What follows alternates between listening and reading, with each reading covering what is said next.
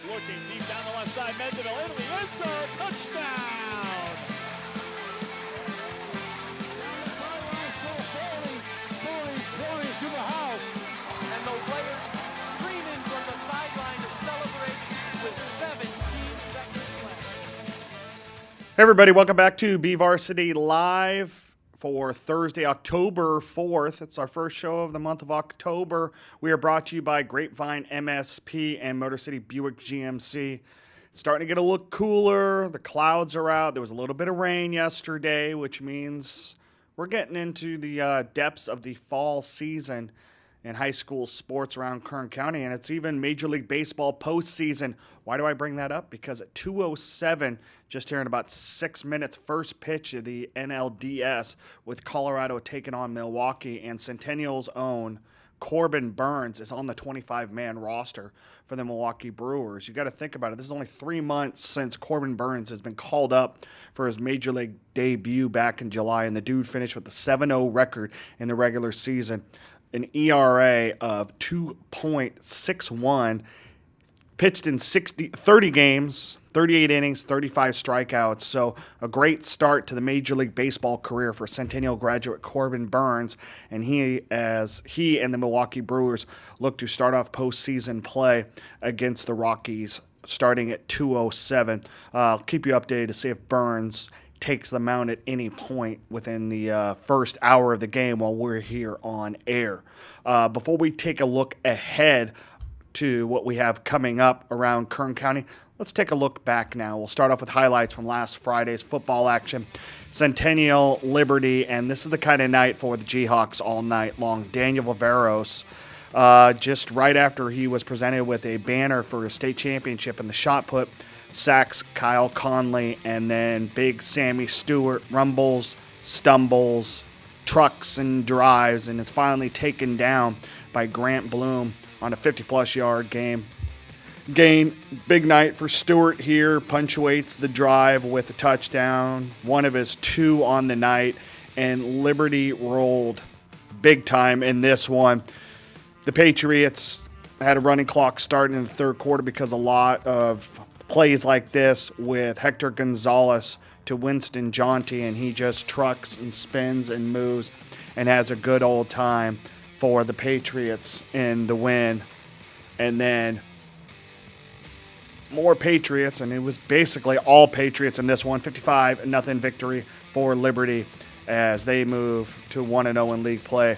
Other Southwest Yosemite League action, Bakersfield at Stockdale. On the very first play of the game, Isaac Jernigan takes the pitch from Cameron Williams, and the junior does the rest. Goes 66 yards for the opening score, and it's a quick 6-0 lead for the Drillers.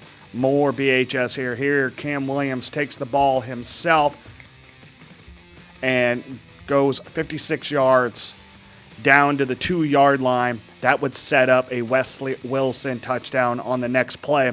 Quickly, a 13-0 lead for BHS in the first quarter. More first half action, this time with Carl Jones in the pistol formation. Hands off to Keontae Bell. Spins, trucks, burns, touchdown. Don't step in the dirt, Keontae. Pick up the ball, Keontae. Seabell with a big night tonight because he also had this touchdown pass from Williams. He splits the defenders, does a little shimmy, high steps it, takes it in the end zone, and it is all BHS. That was a 47-yard touchdown.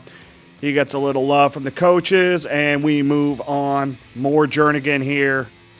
Splits the defenders, breaks a tackle, bolts past with that 4.40 speed. And then finally, Cameron Williams will punctuate the first half for BHS as he drops back. He'll find Carl Jones on the left side, and Jones says, no, I like to go to the middle. So that's exactly what he does. That was 36 yards, and it was a 40-0 lead for BHS at the half, and they ended up winning 40-7. In South Yosemite League action, this is video highlights from our own John Meadows. Dominic Gamboni, intercepted by Sean Biggs Jr., and West would have an early lead in this one. It was 10-6 at the half, Vikings leading. But we come out in the second half. Ray Espinoza drops back. He's intercepted by Jacob Moran. He takes it all the way down to the 3. They think he's in the end zone. He's not. He's marked out. But it's okay because Moran is at quarterback. And on the ensuing drive, he'll drop back. He'll find Alex Wallace. Great first step here. Then uses his speed on the outside to get into the end zone. And BCHS takes the lead for the first time, 13-10 here in the third quarter. And then Moran this time drops back, fires, finds a wide open Myron Randall far beyond the West secondary, 28-yard strike. And it's 20-10 BCHS here in the third. West would make it interesting, though, when Espinoza drops back, fires, and a wide open Ryan Huggins and goes the distance for the 62-yard touchdown, which would make it 20-16 in the third. But BCHS would score 30 unanswered points in the fourth quarter, including Moran and Randall hooking up for the second time in this one. BCHS, in their first game ever as a South Yosemite League member victorious 49-16 over West on the road. Volleyball action, most anticipated match of the season thus far. Number 2 BHS hosting number 3 Liberty on our BVarsity top 10 rankings. Both teams came into this match 4-0 in Southwest Yosemite League action. So this was the midway point of the volleyball league slate. We even got a DJ, as always, at BHS events. And on the opening possession, Kaya Sentes with the kill for Liberty. Then Elise Ferreira would have a kill, but that was actually Ava Palm with the ace. And BHS began to mount a comeback despite trailing 24-12. The Drillers will go on a 9-0 run. Alyssa Romanini to Emma Larson, then Romanini to Sophia Palm, and cuts that lead to 24-21. BHS student section, including Jacob Zymet there.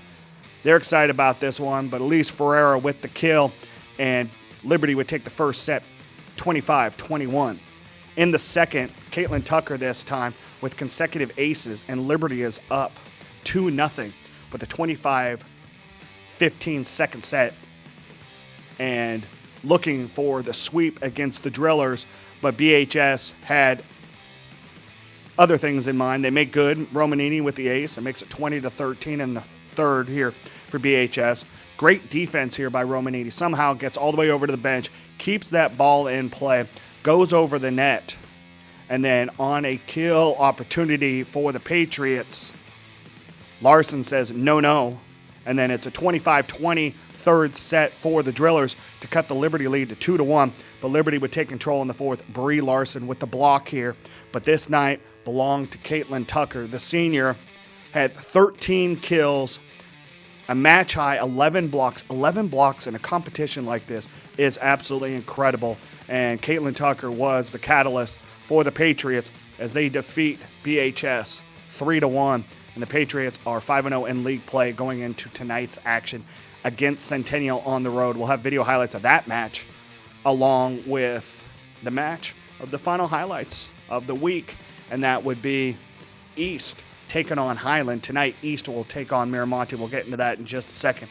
But here, the Blades hosting Highland, and Highland would get the best of the Blades here in the first set, 25-14. But the Blades would respond 25-11, 25-16 in the second and third sets before Highland ties it up at 2-2 with a 30-28 fourth set.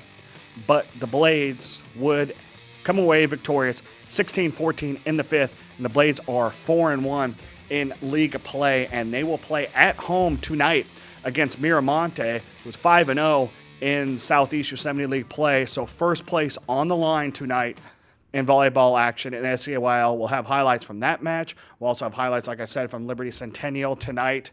A few other news and notes to go on as we're halfway through the league season. Bakersfield Christian still undefeated in the South Yosemite League at 5-0. They will take on Tehachapi on Tuesday. Tehachapi right now in second place, 4-1 in league play. And also in the SSL, Chavez still undefeated in league play. They're 8-0. They take on Arvin tonight, who's in second place, 5-2 record. That game played at Chavez tonight at 6:30. Also, if you're looking for cross-country action Saturday morning, you can head up to Woodward Park in Fresno. The A6 Clovis Invitational will take place at 8:55. You'll get the girls' championship race. If you're looking for the big races, McFarland girls are in that one. And then at 9:30, the boys' championship race will be a big one locally because Ridgeview's in there as a team.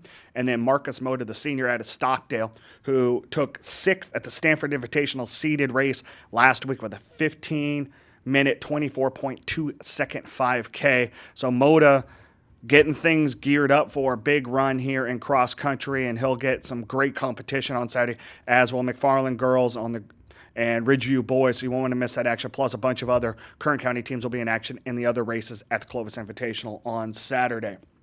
With that, we're going to take a quick break. I've got Josh Bennett and John Metis in studio, and we're going to preview and predict all the football games here for Week 8 in the high school football season right after this.